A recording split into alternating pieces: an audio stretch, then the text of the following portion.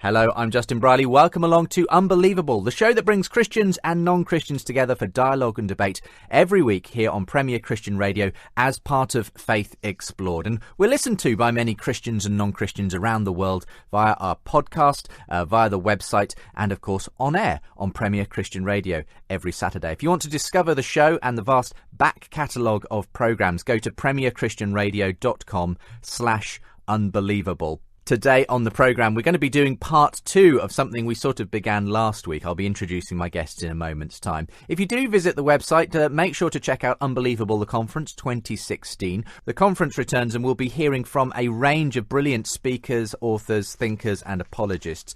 You'll want to book yourself in soon, though, because that conference, although it's some way off on Saturday the 2nd of July, the early bird ticketing actually finishes on the 15th of April. That's very soon. So get yourself booked in for the discount price tickets, and why not bring some friends as well? There are some special deals on. You can get the last conference on DVD if you book 2 or more tickets, and so on. And if you continue listening after Unbelievable, you'll be able to hear the profile. Billy McFetteridge is talking to Sam Hales about his former life in the Unionist paramilitary in Northern Ireland before he became a Christian and an evangelist.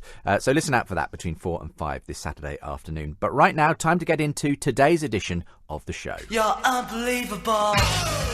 Well, we've got another interesting biblical church debate for you today. Last week we were debating the resurrection. Well, this week we're asking, did the early church invent the Christology of Jesus over time? Did the early church Christology evolve? Yusuf Ismail is a Muslim in South Africa who regularly engages in debates with prominent Christian apologists and philosophers.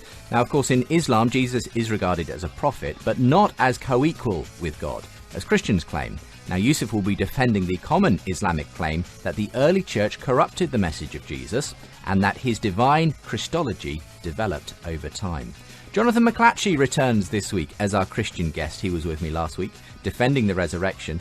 Alongside his work in biology, Jonathan has developed an apologetics ministry and regularly engages with Islamic commentators. He'll be defending the view that the church's view of Jesus as the divine Son of God was no invention or evolution, but present from the time of the very first followers of Jesus. In many ways, today's show could be seen as a sequel to last week's when Jonathan was defending a sceptical Jew regarding the resurrection. So a very warm welcome to you both, Jonathan and Yusuf. Great to have you with me today. Good to be here. Thank you, Justin. Good to be here, Justin. Thank you. And hello, Jonathan. Good to speak to you again. Hi, Yusuf. Let's introduce you, Yusuf, as it's been a while since you've been on the programme, but we did have you, I think, with James White a while back, debating, what was it now? Was it the Trinity? Was it the Quran? I can't quite remember. I don't know if your memory is better than mine. It was some time back, I think 2013, we focused on something similar about whether Jesus was a prophet or whether he's in fact the divine Son of God. And then there was a lot of focus on Calvinism and contemporary Christianity and a bit of discussion, peace and violence and so on and so forth. But I think it's been about 3 or 4 years ago. Yeah, time flies, doesn't it? It really does. Time flies, I can't believe it. Anyway, thanks for joining us again on the programme today, Yusuf. Just briefly, you're a lawyer out in South Africa, but rather like Jonathan fits apologetics into his spare time, you do quite a bit of Islamic apologetics effectively in your spare time, don't you? Yeah, that's true. I am a lawyer. I primarily involve myself in trial court criminal defence. But I do also at the same time engage in interfaith dialogue and debate. I've been doing it since 2006, 2007. Like I mentioned the last time, I think there's no specialized field called apologetics within Islamic theology.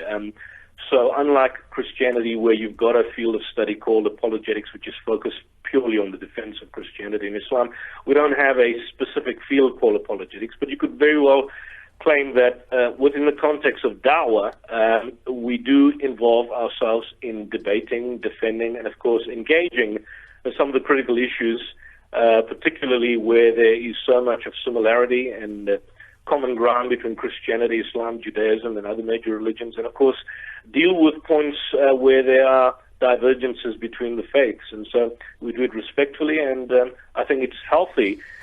Just listening to the Brussels attack in the context of the climate that we're living in, this kind of discussion is more than needed now than ever. Indeed. I often find, I don't know if this is your experience, Jonathan, that young Islamic men are often better equipped for these kinds of debates than the average Christian. I don't know whether Muslims are doing a better job of, if you like, training up people for defending Islam than Christians are doing train up people to defend Christianity.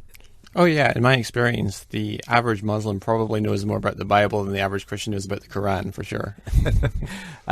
What's been your interest? Again, just remind us briefly why you particularly majored on interacting with Islam as you developed your own apologetics ministry.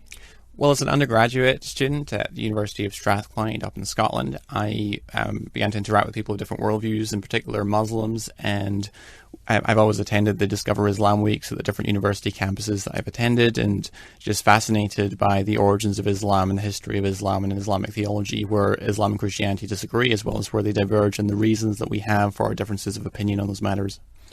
So, in the end, you've not been convinced, obviously, by Islamic apologetics. Do you engage, though, in these kinds of discussions because you want to see Muslims become Christians, I guess, at the end of the day?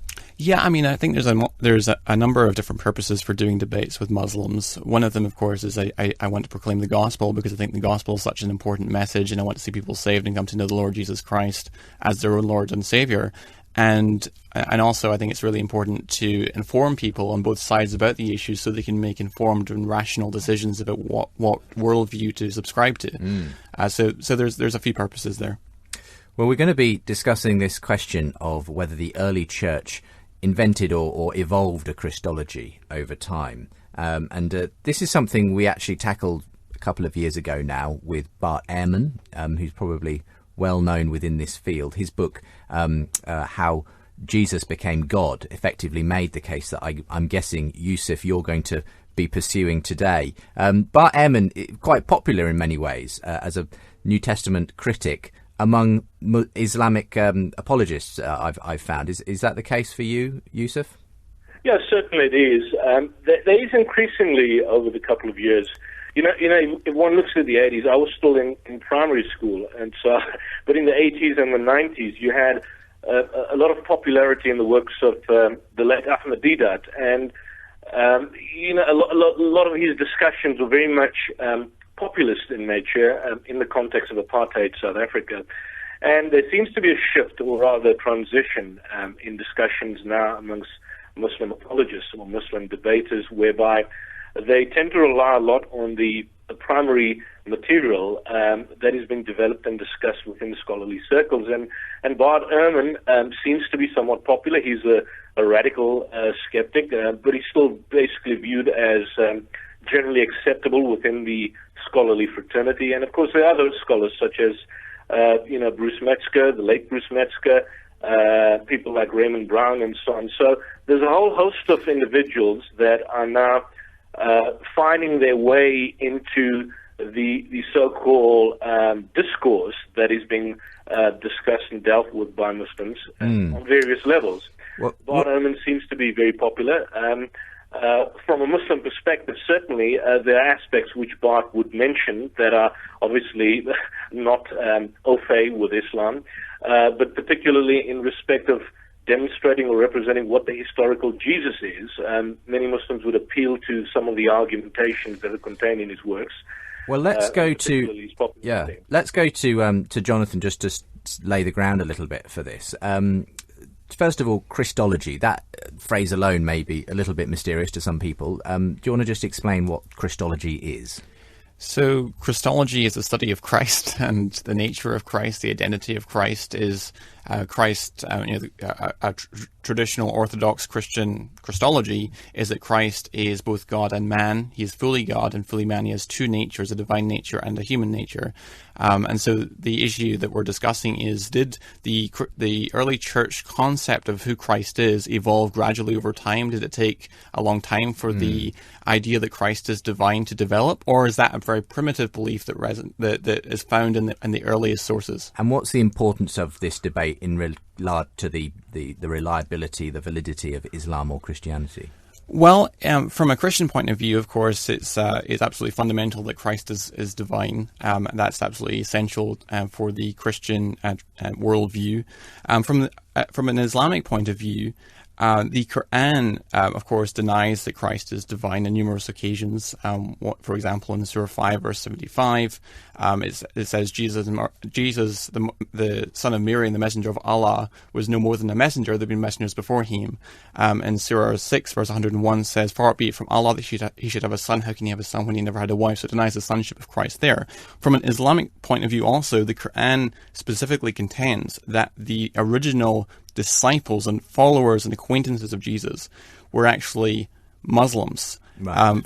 So to give an example from the Quran, in Surah 3, verse 52, it says, when Isa, and Isa is the name that the Quran uses for Jesus, sensed disbelief in them, he said, "Who are my helpers in the way of Allah?" The disciples said, "We are helpers of Allah. We believe in Allah. So be our witness that we are Muslims." And the same thing is reiterated also in Surah 61:14. So if it can be demonstrated that the original disciples of Jesus actually affirmed Christ's deity, then Islam is false because the Quran predicts the opposite. Yeah. So it's a pretty key argument in both directions, for both Christianity to affirm it and indeed for Islam to hold to its view that the deity of Christ was not held by the earliest followers. Are you happy with that as well, Yusuf, as being kind of the fundamental point at stake here in the debate? Yeah, certainly. But just a clarification, Surah 352, when the term used by the disciples of Christ in Arabic, "Washhad bi anna Muslimun," which Jonathan translates as Muslim, one must understand that the usage of the term Muslim in that particular context is generic. The disciples obviously never spoke Arabic, and so from a generic point of view, the term Muslim would simply be someone who surrenders his will to the will of God. So they were not in any way, from the Quranic perspective, appropriating a specific label for themselves, as some Christians or some Muslims would probably want to believe, but they were using it in the broadest sense, in terms of which the term and the expression and the term Muslim or Islam was not, in a sense, historically circumscribed on that particular issue. But I think it's important that we discuss this, as Jonathan quite clearly points out, that there are similarities between Islam and Christianity. But clearly, Christians believe that Jesus was the divine Son of God, that he's the second person of the Holy Trinity, he's the personal Savior who died for the sins of the world. And our perspective in discussing this is that on these critical points, Christianity would in fact diverge from Islam. There is a body of work today in the world which would argue that on those same points, Christianity would also diverge from the true historical Jesus, which would be somewhat different from the Jesus of faith or the Jesus of belief. So from that perspective, one could argue that these are fundamentally crucial issues. And it's important to discuss and debate and, of course, come and see where the evidence leads us. If the evidence leads us to one particular position, then we need to approach the subject, importantly, without assumptions. I think more often than not, both Muslims and Christians, in approaching material, approach it with certain presuppositions, with certain assumptions, and then want to come to the conclusion to fit those assumptions that are made at the inception. Rather, a more appropriate approach would be to unbiasedly approach the subject material and the documentary evidence, and then see where the documentary evidence leads us to. If it leads us to a conclusion which is somewhat different from the assumptions that we start off with, then certainly there needs to be probably some degree of redress or, taking up a position in terms of which one basically is able to probably amend up one's own. Well, let's get into this, and that's precisely what we aim to do, at least in the way we can within the time we've got here on Unbelievable. Open up these big topics and see where the evidence leads. And we're asking you to do that if you're listening today, and perhaps you've not made up your mind on whether Jesus really was the Son of God. Perhaps this debate will help you to clarify that yourself. We'd love to hear from you, of course. If you have any thoughts on today's discussion, you can email them in, unbelievable@premier.org.uk. I'll read out some of the comments that came in by email towards the end of today's show on recent programmes as well. You can also, of course, get in touch via the social media ways. That's @UnbelievableJB for the Twitter account, facebook.com/UnbelievableJB to follow the show on Facebook. Those links and the most recent programmes, more articles, links to my guests and so on, all available, of course, from the website of Unbelievable. That's found at premierchristianradio.com/unbelievable.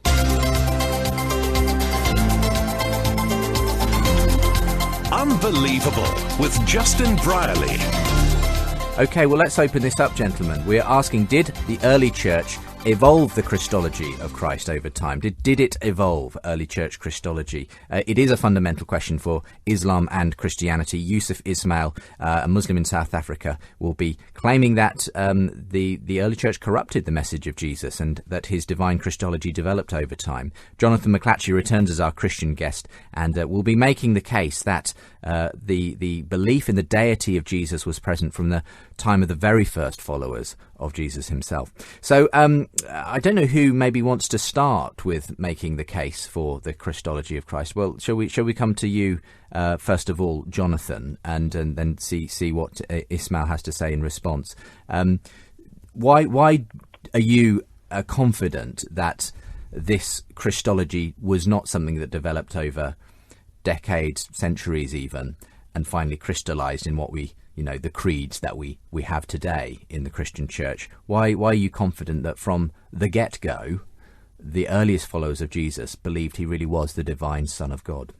Okay, so I think that all I need to do in order to win a debate on this topic is to show that all of our earliest sources affirm the deity of Christ, and or that the original followers of Jesus in high probability affirm the deity of Christ. So I'm going to try to do both. Mm-hmm. So let me start with the original followers of Jesus, the disciples. So I've got a number of arguments for this. I'll give you my strongest one since we are limited on time. Take the Apostle Paul, who is, as you all know, was a critic of Christianity, and he was an opponent of Christianity, and he converted radically on the road to Damascus, as reported in Acts chapter 9. Now, he clearly affirmed the deity of Christ, and there's numerous passages I could go to, Philippians 2:5-11, 1 Corinthians 8:6. I'm happy to defend my exegesis of those if Jesus wants me to. And I would also argue that Paul was approved by and approved of the leaders of the Jerusalem church, in particular Peter and James and the 12 disciples. So we covered some of this ground last week, in fact, in the debate on the resurrection, but carry on, yeah. Right. So, for example, in 1 Corinthians 15, after he's talked about the resurrection appearances, he goes on to say that I am the least of the apostles. So notice right there, he actually speaks very approvingly of the other apostles. He says, I am the least of the apostles, not even worthy to be called an apostle, because I persecuted the church of God. But by the grace of God I am what I am, and his grace towards me was not in vain. For I worked harder than any of them, but though it was not I, but the grace of God that is with me. Whether then it was I or they, so we preached and so he believed. And so there he implies that he is on the same theological page as the other apostles. And there's other reasons to think that too. For example, in Galatians chapter 1, he makes this, he says that he went up to Jerusalem to meet with Peter and James to confirm his gospel, the gospel that he was preaching. And I noticed the sort of the disinterested off-the-cuff comment about the apostle James in verses 18 and 19 of Galatians 1, where he says, and after 3 years, I went up to Jerusalem to visit Cephas and remained with him 15 days. But I saw none of the other apostles except James, the Lord's brother. And this disinterested off-the-cuff remark persuades many historians that he's probably telling the truth on this point. He's not making a theological point. And we also have in Galatians chapter 2, he goes up to Jerusalem with Barnabas to confirm that the gospel he's preaching to the Gentiles is the same as theirs. And I think it's unlikely he makes this story up in order to support his own apostolic credentials or authority, because in the very same chapter he also mentions the dispute between himself and Peter in Antioch. And so it seems, and also some of the apostolic fathers like Clement, Ignatius, and Polycarp mention Paul along with the Apostle Peter, while showing no knowledge whatsoever of any fundamental dissension between them on matters. So you're making the case here then, Jonathan, that Paul, along with the other apostles, Paul in a sense is our earliest source in the New Testament, were talking about Jesus in divine terms, and there was no dissension between them on that front, and this is very close to the time of Jesus himself, the when Paul is writing, effectively. Mm-hmm. And so just kind of take us to how that kind of, for you, does bring you confidently to the assertion that they did believe in the deity of Jesus. So if there's a strong cumulative case, as I contend that there is, that the original disciples of Jesus, in particular Jesus' own brother James and Jesus' closest disciple Peter, were approved of and approved by the Apostle Paul. And the fact that Paul affirms the deity of Christ suggests by extension that these individuals likewise affirm the deity of Christ. Okay. For instance, very quickly, Philippians 2:5-11 says, "Your attitude should be like one of Christ, who being in very nature God, did not consider equality with God something to be held on to at all costs, but humbled himself." I see where you're going with this, right? So this is the point, as I see it, just joining the dots here again. Sure. Obviously, there are statements in the Gospels that we could take that appear to suggest Jesus is divine. But you're saying, if you're looking for the very earliest affirmation of Jesus' divinity, you go to Paul, because he's the earliest record we have writing about Jesus. And because Paul knew and affirmed and was friends with, and there was no dissension, it would appear, with those early followers of Jesus, the first followers of Jesus, his brother, Peter, and so on, it's evident from that they held the very same belief as Paul. So here we have, if you like, a kind of second-hand, but very close to those people, a confirmation that the first followers of Jesus did believe the same thing as Paul, and what Paul obviously believed was the deity of Christ. Okay, so this is a really interesting kind of way of getting into it, to say this is why we know that these early followers of Christ did have this high Christology. Shall we pass the baton then to Yusuf and see what Yusuf has to say on this? Okay, Yusuf, where do you go with this historical argument? Okay, just to respond, and so that we are in sync in terms of what we are discussing. Regarding the comments that Jonathan made about Paul, firstly, the issue and the core issue is, did the original disciples of Jesus, in fact, consider him to be divine in any context? Paul was not an original disciple. He never viewed Jesus. He never saw him, never basically talk or spoke to him, other than, of course, a vision that he basically had. The fundamental point we can basically deduce from this also is that Paul, in many instances, was in conflict with the original disciples on questions of law, on questions of monotheism. In fact, the Gospels and the Acts of the Apostles were written particularly under the influence of Pauline theology. And so if there is any indication of the divinity or deity of Christ there, it would obviously be as a direct result of their influence. But more importantly, and in direct response to the assertion made by Jonathan about the fact that he was approved by the leaders of Jerusalem, that there was no conflict between his belief and the belief of the disciples, and I think he cited Peter. If one looks particularly at 2 Corinthians chapter 11, verse 4, there you have a passage, just to paraphrase from memory, whereby, in a manner of speaking, Paul, a lot of people came, or Paul in fact railed or spoke out and condemned a lot of people who came and, according to him, were preaching another Jesus. Now, this begs the question, who were these people preaching another Jesus? If one looks at the context of that passage in 2 Corinthians chapter 11, it speaks about a lot of these individuals being pillars of the church. Now, if one looks at some of the commentaries of biblical writers, in particular Jimmy Dunn, he would argue that this could, in all probability, refer to possibly Peter, James, and John. In fact, Peter basically is one of the individuals on which the church is said to be built. So this begs the question that if indeed you have a situation that there was a total synchronicity between his beliefs and between that of the original disciples of Christ, then what would the interpretative model be for this particular passage? It raises a number of particular points. The second issue is this: is that if you look at the context of Paul, where he arose, the nature of Jewish monotheism, particularly in the late Second Temple period, it's been discussed by a number of scholars, often in connection with early Christology. And in very broad terms, one can identify two distinct and fundamental approaches. The first approach is that, generally speaking, Second Temple Judaism was characterized by strict monotheism, that in a broad sense made it impossible to attribute real divinity to anyone other than God. So from that perspective of Jewish monotheism, many scholars argue that Jesus could not have been treated as really divine within a Jewish monotheistic context. So that only a radical break with Jewish monotheism could make an attribution of real divinity to Jesus possible. And this has been identified by a number of people, A.E. Harvey in Jesus and the Constraints of History, and in fact Richard Borkham himself, when he speaks particularly of Paul's Christology of the divine identity. And so from that perspective, in view of the very Jewish character of earlier Christianity, that particular approach tends to interpret the evidence in a way to the extent in terms of which the early church, by and large, were fundamentally monotheists in the absolute sense, and so any consideration of any individual or person who could be said to be divine, or in terms of which divinity is attributed to him, would be viewed as an aberration. It's only the revisionist approach of Second Temple Judaism which denied strictly monotheistic character. And so from that perspective, you have intermediary figures, you've got angels, you've got humans, you've got personified divine attributes or functions who are said to occupy some sort of subordinate, divine, semi-divine status.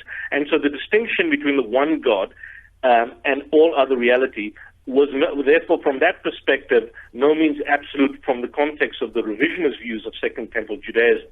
But coming to this particular point, well, look, we've got a lot of info there. I wonder if we could tackle. I don't want to sort of load up too many objections and responses, and then have to tackle too many at a time in response. Why don't we go to a slightly early break, and we'll just reiterate some of those issues you have with the way Jonathan brought across his case there, and then we'll see what Jonathan has to say, and then bat it back to you again, Yusuf, if that's okay. You're listening to Unbelievable today. As ever, we're doing a Christian, non-Christian debate, and that means today we're asking, did early church Christology evolve over time? It's a fundamental question for Muslims and Christians. The divinity of Christ, was that effectively something that evolved, was invented? Many Muslims would say it was, because if you go back to the earliest followers of Jesus, they were effectively Muslims themselves, in the sense that they were monotheists. They didn't believe in the deity of Jesus and so on, in common with Islam today. Jonathan McLatchie is defending the view that the earliest followers of Jesus did believe in him as the divine Son of God, and we'll be hearing what he has to say in response to some of these objections to his view that Yusuf has already brought up. Come back again in a moment's time for the second part of today's edition of Unbelievable. It's futile. No one can withstand the awesome witnessing powers of Mr. Evangelism. You don't have to be a superhero to share your faith confidently. Join me, Justin Brierley, for Unbelievable the Conference 2016. Discover your inner evangelist on July the 2nd at the Brewery London, in partnership with the Christian Thinkers Society. And find out how you can be an effective evangelist. With J. John, Gary Habermas, Jeremiah J. Johnston, Tanya Walker, Ruth Jackson and many more. Book early bird tickets now at premier.org.uk/Unbelievable2016.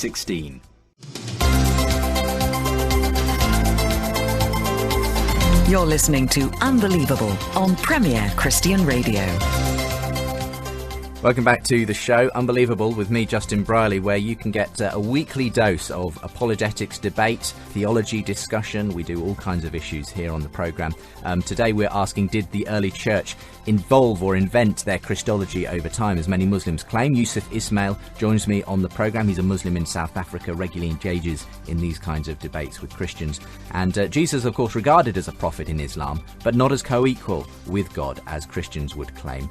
Jonathan McLatchie returns as our Christian guest, and his view is that the church's view of Jesus as the divine Son of God was no invention or evolution, as Muslims claim, but was present there from the very first followers of Jesus. And we were hearing his case for that, and then a response from Yusuf as well in the last section of the programme. Again, if you want to get in touch yourself about today's show, unbelievable@premier.org.uk is the email address, and you can find more links and today's show, perhaps leave a comment under it at the website premierchristianradio.com/unbelievable. Also details there, of course, for Unbelievable Conference 2016, happening on Saturday the 2nd of July in central London. Going to be a day of training for Christians who want to get into some of these issues and know how to respond. In fact, there will be people there who are going to be leading some seminars on Islam and how you might respond if you were in a conversation with a Muslim, perhaps one like Yusuf, who's joining me on the programme today. Okay, well, let's get into some of those responses that Yusuf had to your proposition that Paul is a good example of someone who obviously believed in the deity of Christ, and that because there was no contention on this issue, as we can see from his letters and the accounts of his relationship with the early church leaders, Peter, James and others, therefore we can conclude that they all shared this belief in the deity of Christ. Well, here were a few of the things that, from my memory, that Yusuf brought up against that, Jonathan. Paul never met Jesus, he said, so you're kind of starting from a bad point of view anyway, if you're relying on Paul. He met other people that we're told who were preaching another Jesus. Well, that could conceivably have been Peter and those other apostles. How do you know that these weren't debates that were lively at the time? And the nature of Jewish monotheism, which fundamentally could not, if you like, allow for anything like a sort of co-equal position of Jesus with God, and cited a few scholars who he thinks support that kind of case. Do you want to come back on any of that, and then we'll see what Yusuf has to say? Sure. It's interesting, actually, that Yusuf has run himself into a dilemma, because let me just quote two very quick passages from the Quran. Let me start with Surah 61:14. O ye who believe, be supporters of Allah, just as Isa, or Jesus, son of Miriam, said to the disciples, who are my supporters towards Allah? The disciple says, we are the supporters of Allah. So a group from the children of Israel believed, and another group disbelieved. Then we supported those who believed against their enemy, and they became victors. Now this is reiterated again in Surah 355, when Allah said, O Isa, I am to take you in full and raise you towards myself, and to cleanse you of those who disbelieve, and to place those who follow you above those who disbelieve, up to the day of resurrection. What's the form of Christianity that prevailed? It was Pauline Christianity. And so the Quran affirms that the disciples were believers in Islam, the religion of Islam. It also affirms that the Christianity that became dominant and won out against its opponents was the form of the following of Jesus that Allah approved of, and the form of Christianity that won out is what Yusuf, I'm sure, would call Pauline Christianity. So that's one issue that I would say, just as an Islamic problem. Let me just respond to some of the things that Yusuf brought up. So you mentioned in 2 Corinthians 11 about people that are false teachers presenting another Christ. Sure, but one has to interpret the unclear verses in light of the clear verses. The clear verses indicate that Paul was on the same theological page as Peter, James, and the rest of the apostles. That's what he seems to imply explicitly. Whereas, yes, there were other people running around with heresies, such as the Judaizers that he repudiates in Galatians and elsewhere, and people even presenting a false Christ. But our question that we want to ask is, does the evidence indicate that Paul was on the same theological page as the rest of the apostles? And it seems to me to be very clear that the weight of the evidence is strongly in favour. And that Yusuf would be second guessing to suggest that those who preach another Jesus would be the apostles. You think these would be secondary characters that are being referred to in 2 Corinthians 11? Right. It's the point is that it's unclear and it's ambiguous as to who he's referring to, but the clear verses all indicate he's on the same theological page as the apostles. What about this issue of the nature of Jewish monotheism, which would not have been able to allow for a category of being co-equal with God? Do you kind of... The problem there is that Paul was a Jew, and he clearly affirmed that Jesus was divine. In the Philippians 2 passage that I quoted from verses 5 through 11, that's what scholars refer to as the Carmen Christi, which many take to be an ancient hymn that Paul is passing on. And it uses the Greek word morphe. He was in the form of God, and then it says that he was found in the form of a bondservant or a slave, and it uses the Greek word morphe again, so it puts the two in the same category. Just as he's in the form of a bondservant, so he was in the form of God.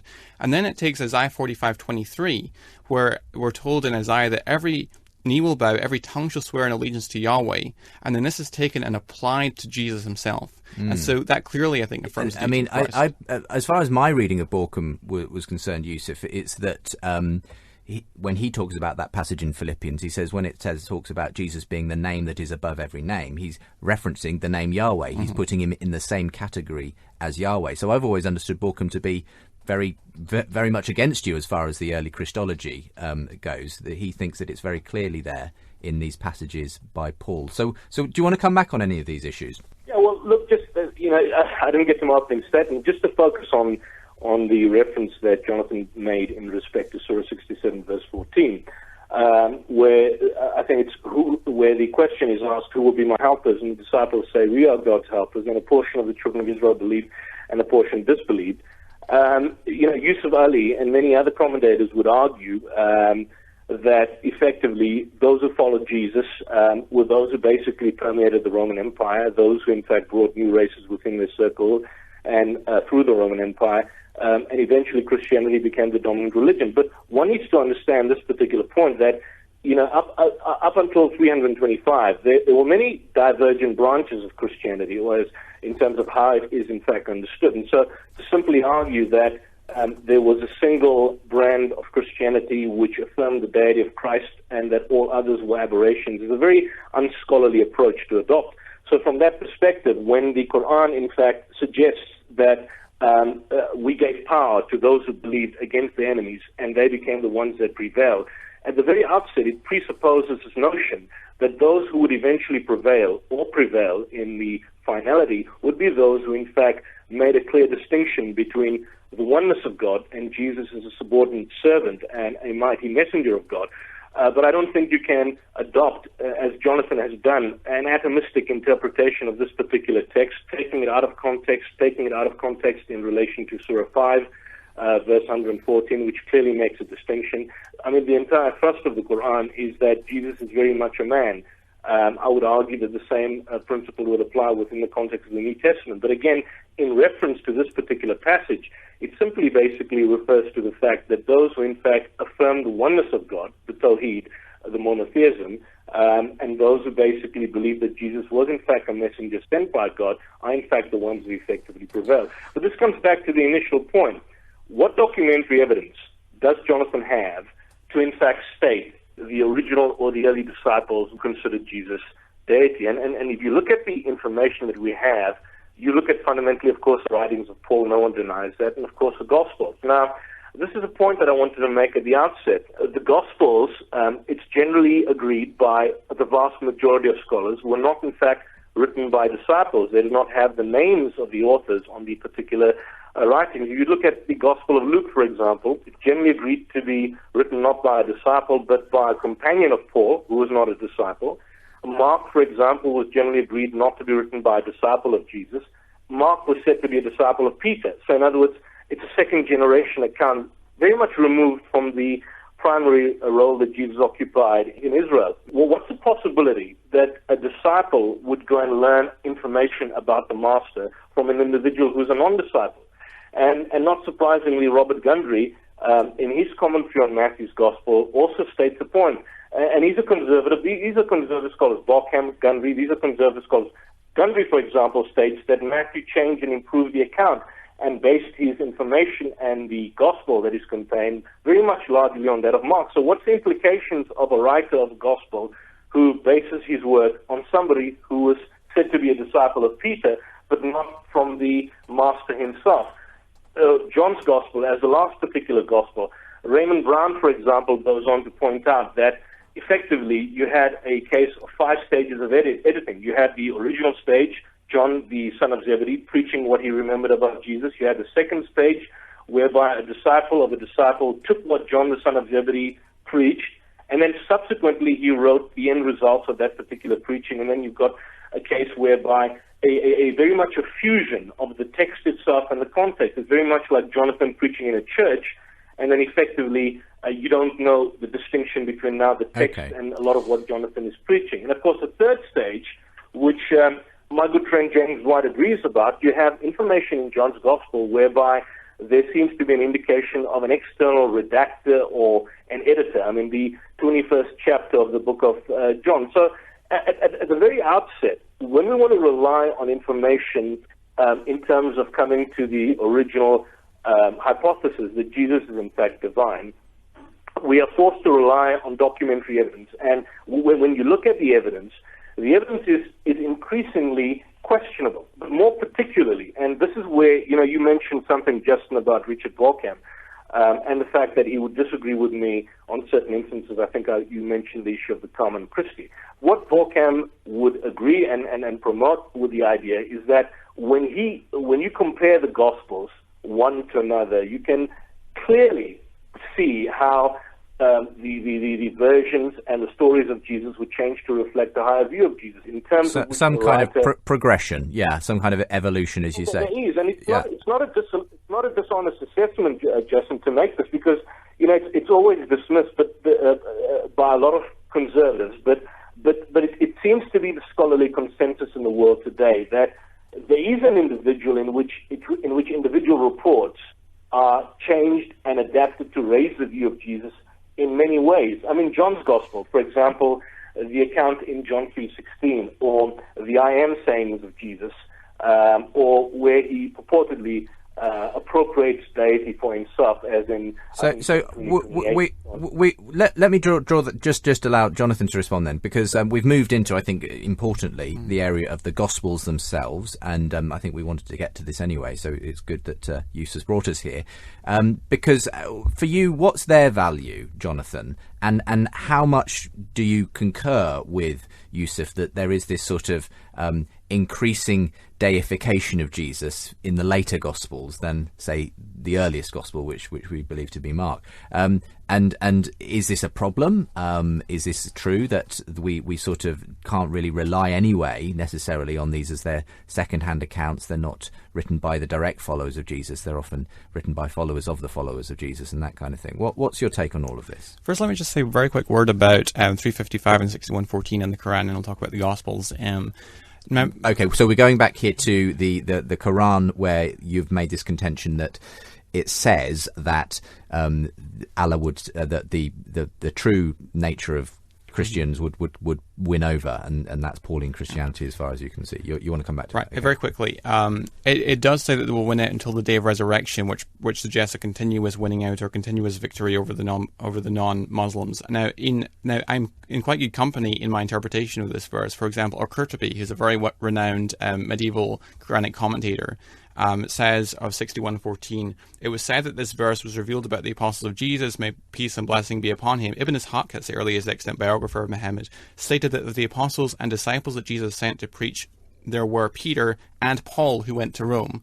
And Ibn Ishaq, of course, in Sirah Rasul-Allah, the earliest extant biography of Muhammad, he says he affirms Paul as a true apostle. Also, Al-Tabari, who's a very renowned 10th century Muslim historian and Quranic commentator, also affirms the same thing, that Paul was a true apostle. So this is you kind of throwing the ball into Yusuf's court, and perhaps he'll want to bat it back again, but saying that there's some issues in the Quran he has to deal with, quite apart from the record of the New Testament. Okay, but coming back then to the Gospels, sure.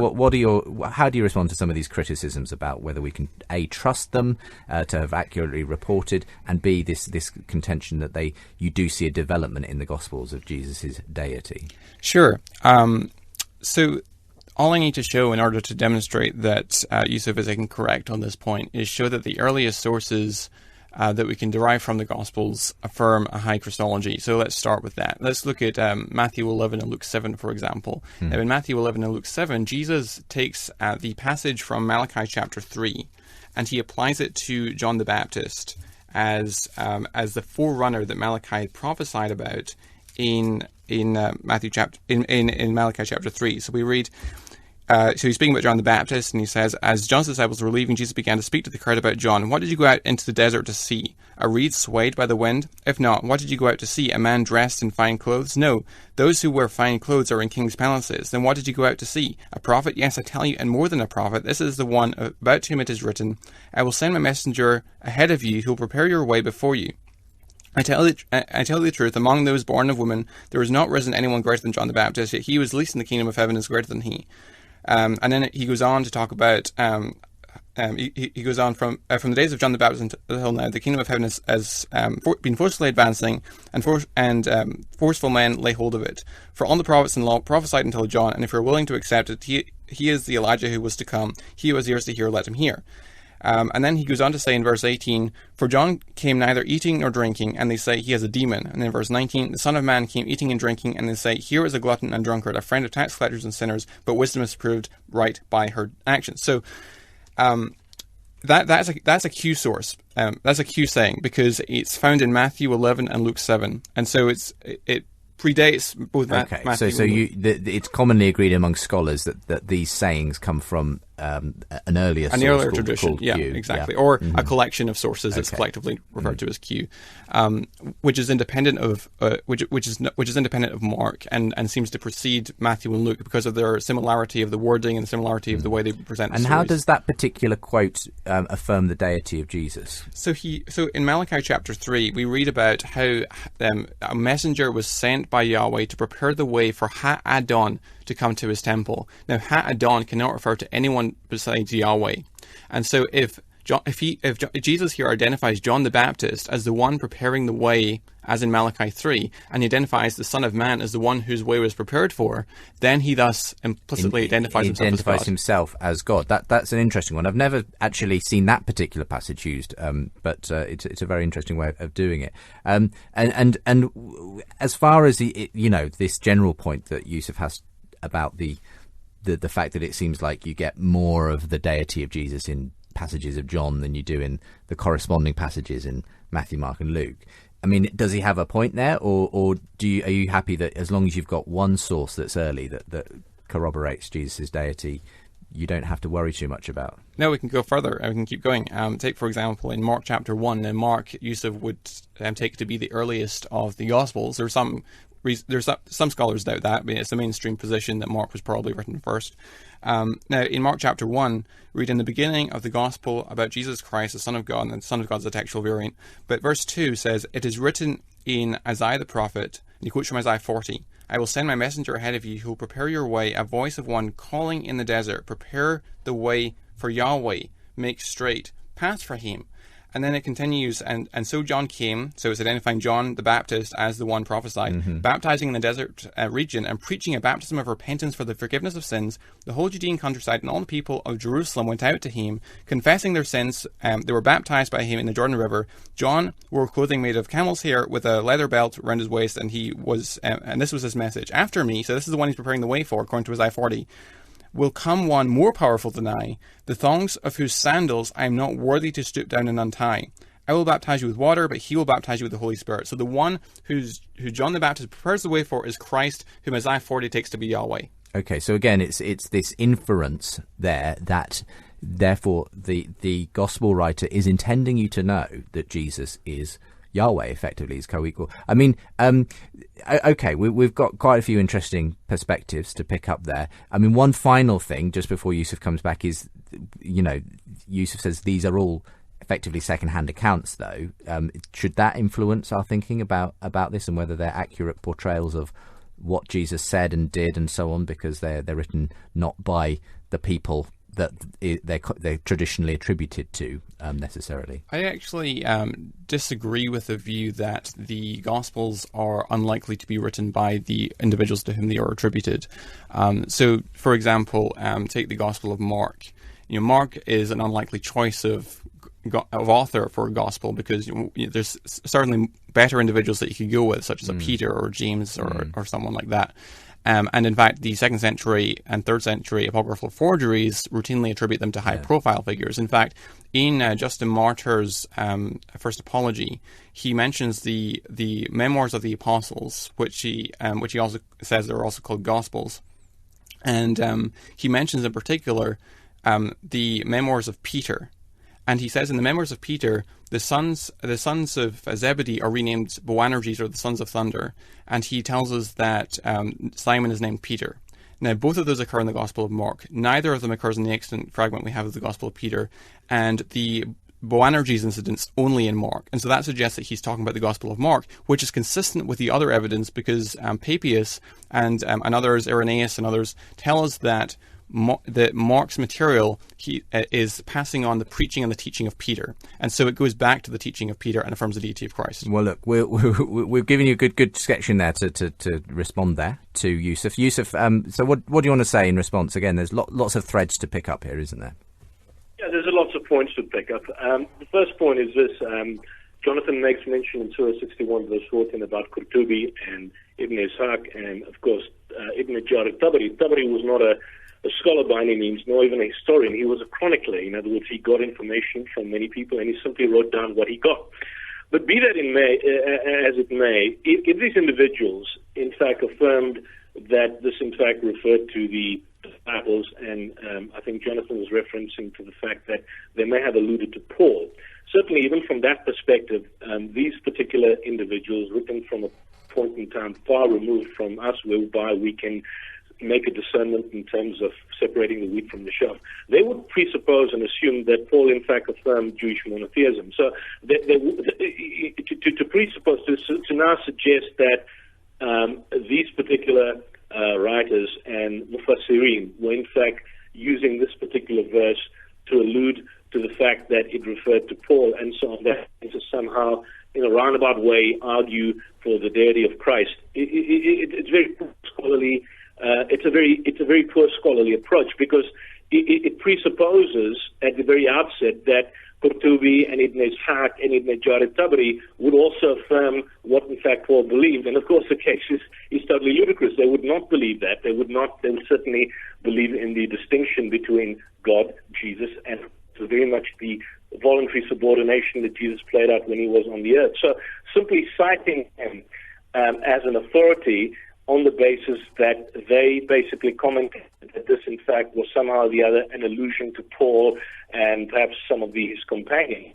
And on that basis now, in a roundabout way, argue that, look, here is a case whereby the information of the deity of Christ is a very poor, unscholarly approach.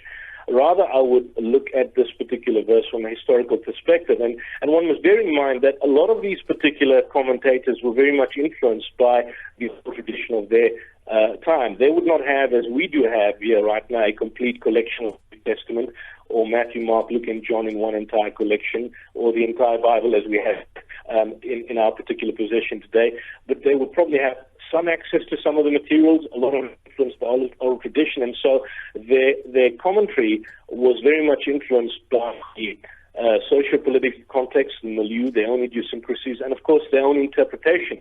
And the fact that you are now citing that Ibn Kathir dates to about 700 years after the Prophet, the fact that they are now some of the earlier commentators in no way lends credence to the fact that they are entirely factual. They could effectively be wrong. Rather, I would argue that this basic verse, it doesn't speak about the Day of Judgment. It speaks about the fact that a portion of the children of Israel believed, a portion disbelieved, and God gave power to those who believed against the enemies, and they became the ones that prevailed. So who are these people that believe? That reading this particular passage and juxtaposing it with other passages of the Quran, does this now refer to those who affirm the deity of Christ?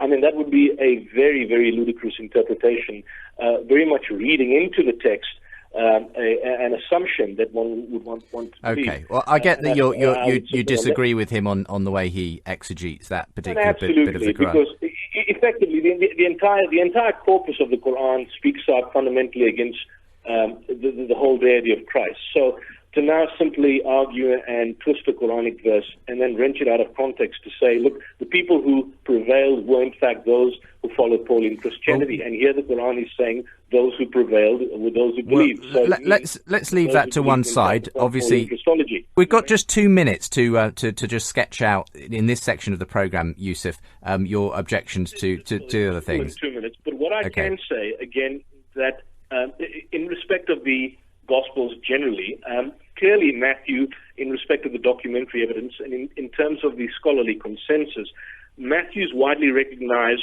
not to be written by Matthew. But even on the assumption that it was in fact written by Matthew, 90% of scholars in the world agree, including people like Gundry, that Matthew used a lot of Mark's material. Now, this begs the question that even if Matthew wrote Matthew, and Matthew was a disciple of Christ, meaning he was in his lifetime, he lived with him, he talked with him, he spoke to him, why would he use the work of somebody who was a non-disciple in order to give information about the Master? It doesn't really make sense from that perspective. I did mention quite earlier in relation to Matthew, Jonathan's quote about, I think, Matthew 11 and tying it up with Malachi, that Matthew, in fact, has reworked material to bring out later Christian teaching. So if there is a more pronounced perspective of Christ much later, I'm not surprised. I'll give you one classic example. In Mark's account, for example, when Peter was asked who he was at Caesarea Philippi, he says, "You are the Messiah." In Matthew, Peter's reply is, "You are the Messiah, the Son of the living God." So you can find that the addition, "Son of the living God," is clearly an improvement. People pray to Jesus. When Jesus was asleep in a boat and a storm rocked the boat, in Mark, the disciples awoke Jesus with a mild rebuke, "Teacher, do you not care whether we are drowning?" But in Matthew, the very same account, and it's a parallel story, there they state that, "Lord, save us, we are perishing." So you can see quite clearly that a rebuke was changed to a prayer. Now this begs a question, which is, it's a decent question to ask, that if you have two writers writing the same account about the same incident, why would one particular writer change a rebuke to a prayer? Is there an agenda? Is there an underlying motif here? Okay. Clearly, one can clearly see that there seems to be that the writer of Matthew and then Luke and then subsequently John were writing these particular tracts not as historical works, but as apologetic motifs to prove certain particular theological points. Because we're going to have to leave it there. We're just running it out of time, so I'm literally going to have to pull you down there, Yusuf, so that we can go to a quick break and come back, see what Jonathan has to say in response. We're debating, did early church Christology evolve over time? It's a Muslim-Christian debate here on Unbelievable. We'll be back in a moment. I want you to come with me on a journey. A journey to the cross of Christ, retold by refugees around the world. In the latest edition of Premier Christianity magazine, see The Stations, a photographic project spanning the refugee camps of the Middle East, the Calais jungle, and the UK's asylum seekers. You'll meet the people making their own journey and discover how their story joins Christ's own story of suffering, persecution, death, and ultimately hope. See the exhibition at St Martin in the Fields, London, and request your free copy of this special Easter edition at premierchristianity.com/thestations. Hello and welcome back to Unbelievable. I'm Justin Brierley, your host this Saturday afternoon, as we look at the question of whether the early church invented the Christology of Jesus, the deity of Christ, with my Muslim and Christian guest today. Now, if you're interested in Islamic and Christian debate and dialogue, you might be interested to know that among the many great speakers and guests who are joining me for Unbelievable Conference 2016 is Beth Grove. She regularly engages with Muslim evangelists and trains Christians in how to respond and present the gospel in helpful ways. She's a colleague of Jay Smith's, actually. They're regularly engaged with many Muslims in debate and dialogue. Well, Beth will be bringing some of her wisdom to this year's conference. In particular, one of the seminars she'll be leading is on Christ and Muhammad, how to persuade a Muslim that Jesus is the way. So if today's debate has got you interested, you may well be interested in attending her seminar, just one of many that will be on offer at this year's Unbelievable Conference 2016, brought to you in association with the Christian Thinkers Society. Find out more and do book in for those early bird tickets which end on the 15th of April at premierchristianradio.com/Unbelievable 2016, and look forward to you joining me there if you possibly can. What's happening later on Premier? Well, we've got the profile between 4 and 5. Billy McFetridge talks to Sam Hales about his former life as a unionist paramilitary in Northern Ireland before he became a Christian. At the same time next week for Unbelievable, we'll be airing the first of 2 debates between 2 high-profile people in the world of New Testament criticism. Bart Ehrman is well known as a critic of the New Testament, and Richard Borkham, well known as a defender of the eyewitness testimony of the Gospels. Well, that's what they'll be debating next week. Ehrman has a new book out called Jesus Before the Gospels, and join me for 2 shows debating how the Gospels came to be written, whether we can trust oral tradition, and are they really the product of eyewitness testimony. Should be 2 fantastic, informative and enlightening shows coming up in the next 2 weeks here on Unbelievable. Time to get into the last part of today's show. You're listening to Unbelievable on Premier Christian Radio.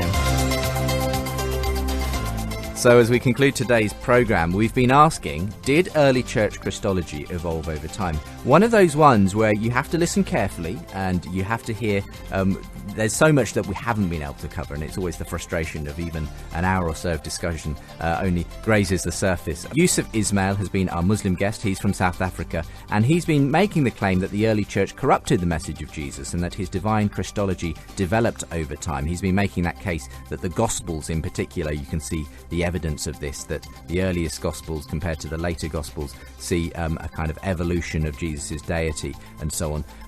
Then Jonathan McLatchie has been making the case that actually the earliest sources we have affirm Jesus' deity, and that's all I need to show Yusuf and other Muslims that the earliest followers of Jesus believed in the deity of Christ. And so we've had a really interesting debate on this. Before we do get to the end, I want to make sure we mention both your websites, gentlemen. I know, Jonathan, from last week that yours is apologetics-academy.org if people want to find out a bit more about you and take their apologetics training to the next level. Is there a website people can find more about you, Yusuf, and what you do? Yeah, well, there is a website that focuses a bit on our teachings and our discussions. It's www.ipci.co.za. That is a website of the Islamic Propagation Center International, and it focuses a lot on our discussions. They'll find material along these lines there, I'm sure, and some of your debates, I'm guessing. Lines, and updates on some of the programs. Well, certainly these kinds of debates that we do on Unbelievable on the radio, we're limited in time. You obviously have more time for those public debates that you've both participated in, and there's plenty of those online and at your websites if people want to have a little bit more space to see these views developed and debated. But let's come back to you, Jonathan, because again, Yusuf was pressing home the point there in that last section of the programme that you do see this development of the divinity of Jesus. He gave an example from the story of Jesus in the boat during the storm, and in Mark, the disciples say to him, they give him a rebuke, Lord, can't you see that we're going to die here? Whereas in Matthew, I think, it turns into a prayer, Lord, save us, and so on. So what do you make of this? Do you think that this has any weight as far as this developing Christology thesis that Yusuf's putting forward? The problem with the argument is that it commits the understated evidence fallacy, and so it only cites some of the evidence and some of the data points when there's other data points that need to be considered as well. So let's take some counter examples. For example, let's go to in Mark chapter 9, you have the story of Jesus healing a demon-possessed boy, performing an exorcism, and we read when Jesus saw that a crowd was running to the scene, he rebuked the evil spirit. "You deaf and mute spirit," he said, "I command you, come out of him and never enter him again." The spirit shrieked, convulsed him violently, and came out. The boy looked so much like a corpse that many said, "He's dead." But Jesus took him by the hand and lifted him to his feet, and he stood up. Now, the part about him looking like a corpse and people saying that he's dead is not found in Matthew nor Luke's account of the same story. You can find it in Matthew 17 or in Luke chapter 9. And then, just to give another counter example, take the trial narrative where Jesus is at his trial before the high priest. And the high priest asks him, "Are you the Christ, the Son of the Blessed One?" This is in Mark 14. And Jesus says, "I am, and you will see the Son of Man seated at the right hand of power and coming in the clouds of heaven," which is a declaration of the deity of Christ in itself, but be that as it may. Now, if you go over to the parallel accounts in the other synoptics, where Jesus asked that question, "Are you the Christ, the Son of the Blessed?" And he says, "It is you that says that I am." And so you have this development going the opposite direction, it seems. And so if you. So your argument being there that it cuts both ways. There are differences, obviously, between the Gospels and the way they relate the stories, but it's not always increasing deification. Sometimes you get more of a kind of view of the deity of Christ in Mark than you do in the similar passage in Matthew or Luke or whatever.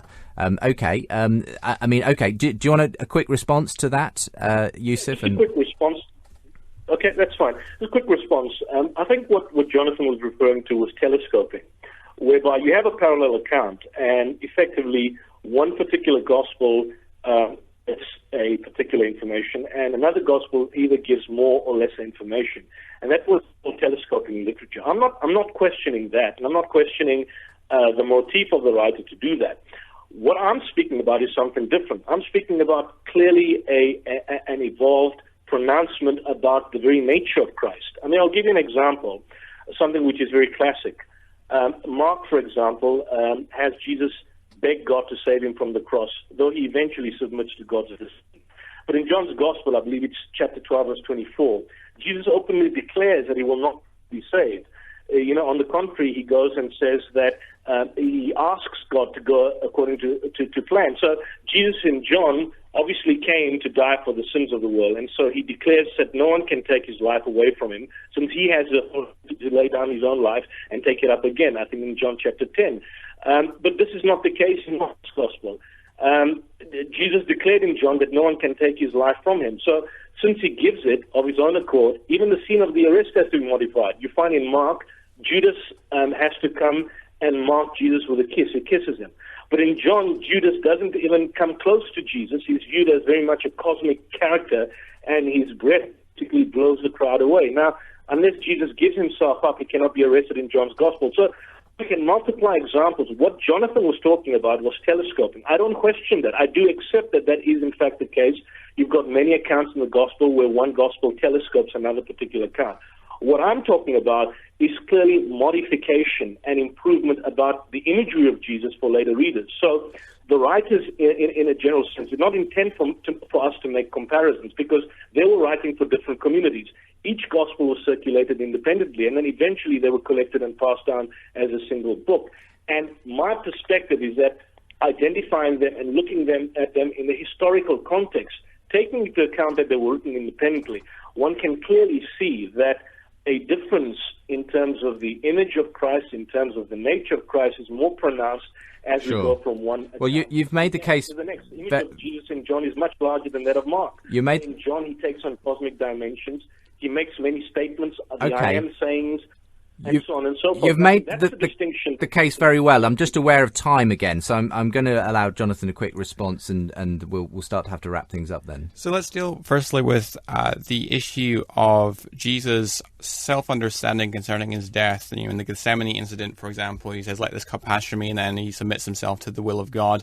Whereas in John, we read that in John chapter 10, that no one takes my life from me, but I lay it down on my own accord. And so does this show an evolution in thought concerning Christ? No. Take, for example, in Mark chapter 10. This is the same Gospel of Mark, the earliest Gospel, according to Yusuf. And this is quoting from verses 32 through 34. They were on their way up to Jerusalem with Jesus leading the way, and the disciples were astonished, while those who followed were afraid. Again, he took the 12 aside and told them what was going to happen to him. "We are going up to Jerusalem," he said, "and the Son of Man will be betrayed to the chief priests and teachers of the law. They will condemn him to death and will hand him over to the Gentiles, who will mock him and spit on him, flog him and kill him. 3 days later he will rise." So that Jesus seems very well aware of what's going to happen to him and willing to go to the cross. We're going to have to draw a close here, because we could continue debating this all day. We always could continue these debates all day on Unbelievable, but we time has run out. So I'm just going to leave you both a chance to make some concluding comments, and I'll limit you to a minute each, if that's all right. So, Yusuf, do you want to give your final thoughts as we conclude our debate on whether early church Christology evolved? When you study the Gospels today, there seems to be a trend in conservative circles to represent Jesus as Lord and Savior. And so my particular thesis is that to find the real historical Jesus, you have to retrace the trend from John back to Mark. But how about beyond Mark? Because when we compare Mark with the later Gospels, we note the modifications in the later ones. And if we could compare Mark with its predecessors, we would find that Mark has also modified his story. But that basically is another particular study. My conclusion on this particular point would be the Quranic point, is that to find the real historical Jesus, I believe we can find him in the Quran. I believe the Quran can be demonstrably proven to be the Word of God, and particularly when the Quran says, "O people of the book, O Jews and Christians, come to common terms between us, that we worship none but one God, that we associate no partners with him, and that we take not from amongst ourselves lords and patrons other than God." And if they then turn back, then proclaim unto them that we are indeed submitters to the ultimate will of God. And I'll leave it at that.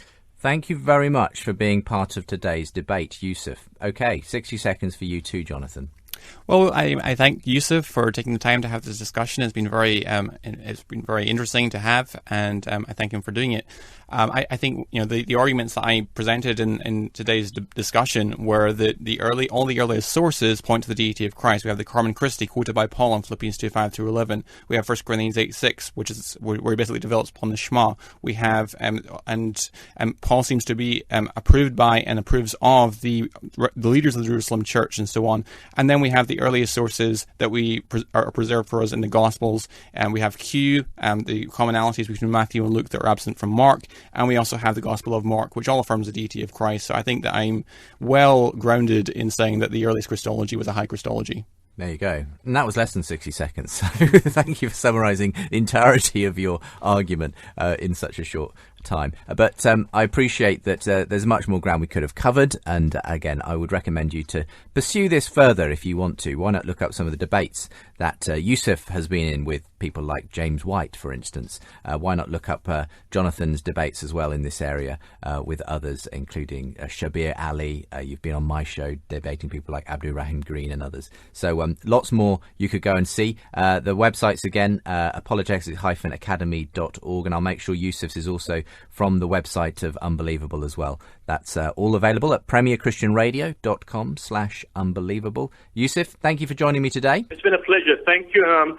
Hope Jonathan has a good time in South Africa. I hope to see him if I am around. But if I don't, I wish him well on his trip. Thank you. Yes, Jonathan, you're off to South Africa to do some more debates.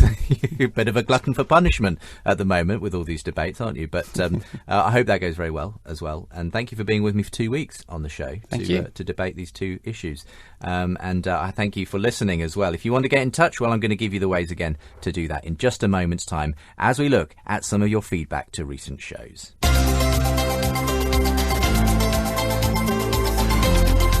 Unbelievable with Justin Brierley. Well, if you'd like to get in touch about today's programme and indeed last week's on the resurrection, and we'll be hearing some of your feedback to that in a moment's time, then do get in touch via unbelievable@premier.org.uk. That's the email address. I'll always encourage your comments as well via Facebook and Twitter too. And you can like the page, follow me on Twitter @UnbelievableJB, my Twitter account, facebook.com/UnbelievableJB. A good way to keep in touch with what's happening on the programme as well. And I try to keep that Facebook feed updated and the Twitter account with interesting articles and that kind of thing. So, for instance, over the Easter weekend, I posted up a couple of little interesting interviews I'd done in the past with Tom Wright on the cross and the resurrection. So you might want to check out the Twitter feed to look at those. Just a quick reminder that the Unbelievable Christian and Skeptic Discussion Group meets at the William IV pub in London on Monday, April the 11th. That's a meeting of Unbelievable listeners, both Christian and non-Christian, who get together to debate some of the issues that get raised on the show from time to time. If you want more details, look it up at the meetup.com website. So they're going to be looking at deficiencies of atheism from the philosophy of mind. Bruce Blackshaw is going to be setting out some of the reasons why physicalism, the idea that all that exists is the physical states of our brain, is a defeater for atheism, is problematic at least for atheism as a worldview in terms of philosophy of mind. So that's something to look for as well. Let's go to some of your feedback, and we'll start with some feedback on the resurrection debate from last week. That was again Jonathan McLatchie and a Jewish skeptic, Michael Alter, who were debating some of the so-called minimal facts surrounding the resurrection. And Michael Alter had done a lot of work in that area and was presenting his objections to the resurrection. But firstly, Dr. A. Majid Katme from the Islamic Medical Association in the UK want to say, if you would allow us to express the Muslim view for 1,600 million Muslims in the world regarding Jesus' death on the cross, all Muslims in the world believe that, as mentioned in the Quran, Jesus was not crucified. A lookalike was crucified, and Jesus was not killed on the cross, but he was taken down alive to God, and he will return back to earth to tell the truth and do the right things. Well, I am aware that most Muslims do believe that. I don't think actually it's absolutely the case that all Muslims believe a lookalike was crucified. For instance, I know that Shabir Ali, who's been on the programme before, believes it was Jesus who was crucified, but he didn't die on the cross. Though I accept that the vast majority of Muslims say that someone else replaced him on the cross. That we have certainly debated a few times on the programme before. Michael Praverman says, in regard to the resurrection, Matthew 28:6, he's not here, for he is risen, just as he said. Come and see the place where he was lying. Probably too simple, says Michael Braverman, but no, that's obviously what Christians believe. They believe that the gospel writers tell the truth about the resurrection of Jesus. That was what we were debating last week. Manuel says, I was gutted at some of Michael, your skeptic's, assertions in this debate, especially in relation to the Apostle Paul. What fascinates me about these guys is the manner in which they try to explain away the resurrection by purporting dubious claims after accusing us of making up stories. I prefer listening to intellectually honest folks rather than someone who, with absolutely no evidence, says that Paul left the Sanhedrin because he wasn't ordained. Seriously, these guys should come up with honest statements. All the same, it's been fun listening regularly from Nigeria. Thank you, Manuel. Others weren't too impressed with Michael Alter's debates and his objections to the resurrection. Mike in Canada says, I can't believe Michael Alter spent 11 years researching such hackneyed objections. It's not that all the arguments are without merit, but none of them are original. Basically, he's saying, as most most other skeptical scholars have said that the biblical record is unreliable because the writers had an agenda and there's little to no impartial corroborating information. Well, surprise, this is a fact for all ancient history up until the modern age. This kind of ultra-skepticism says that we can know nothing of history until the electronic age of radio and video. I'd be interested to know if he'd argue that all Jewish history is myth, legend and fabrication. The New Testament is better attested historically than the Old Testament. As for the comparison of Paul's experience with the risen Christ to that of Joseph Smith or Muhammad, which might have some merit were it not for the fact that both were unique visions that were not experienced by anyone else and both gained power and wealth as a result. In contrast, Paul's experience was tested and vetted by the other apostles, and his convictions led to his death. Kevin in Oregon says, great show this week. I almost always find myself at least somewhat sympathetic to the views and arguments of your non-Christian guest, but Michael Alter was simply frustrating. It was a case study in hyper-skepticism. No matter what the argument, his replies all boiled down to, how do we know that disciple wasn't lying? Or, you can't prove it, so therefore it's not reasonable. If I'm ever convicted of a crime, I want Michael on the jury. Witnesses say the defendant was found holding the gun at the scene of the crime. Michael: witnesses can lie, and there's no proof, so their testimony is irrelevant. And maybe he'd even add, plus, maybe the witnesses were mad that they didn't get ordained, and so they made up the gun part. His adamant stance to not concede any reasonable historical point actually got comical towards the end, given he was so uncharitable with historical material and that he allowed none of the simple deductions Jonathan made. I don't think he's reasonable enough to have earned another visit to the show. Great programme, keep the episodes coming, says Kevin. Thank you, Kevin. Lots of interesting response to that show on the resurrection. You might want to check out some of the responses on the actual show page as well. premierchristianradio.com/unbelievable.